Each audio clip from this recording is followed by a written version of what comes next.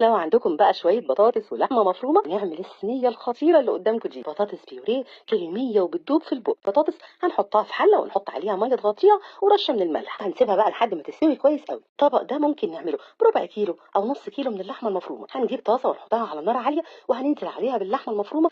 هنسيبها بقى تتشوح كلها مع بعضها وبعدين هننزل عليها ببصلة كبيرة. هنتبلهم بمعلقة صغيرة من الملح والفلفل والبابريكا. نقلبهم بقى مع بعض شوية نغطيها ونسيبها على نار هادية تنزل ميتها وتستوي فيها. البطاطس خلاص استوت صفيتها بقى من ميتها ولما هديت شويه قشرتها. نهرسها بقى لحد ما تبقى ناعمه وكريميه بالشكل ده. هنحط عليها 3 او 4 معالق كبار مليانين من الجبنه الرومي المبشوره. نحط كمان 3 او 4 معالق كبار مليانين من القشطه. معايا بقى نص كوبايه من الحليب سخن هنضيف منه شويه ونخلط ونشوف بقى القوام. لو لقينا لسه محتاج نزود كمان شويه. بقى صينيه او طبق بايركس ندهنه كويس بزبده او سمنه وهنحط عليه رشه حلوه كده من البقسماط الناعم ونوزعه في قاعده الصينيه كلها. وبعدين نحط عليه الحشوه. نرجع نكمل بقيه الجزء الثاني ندخلها يدوب المكونات كلها تسخن مع بعض.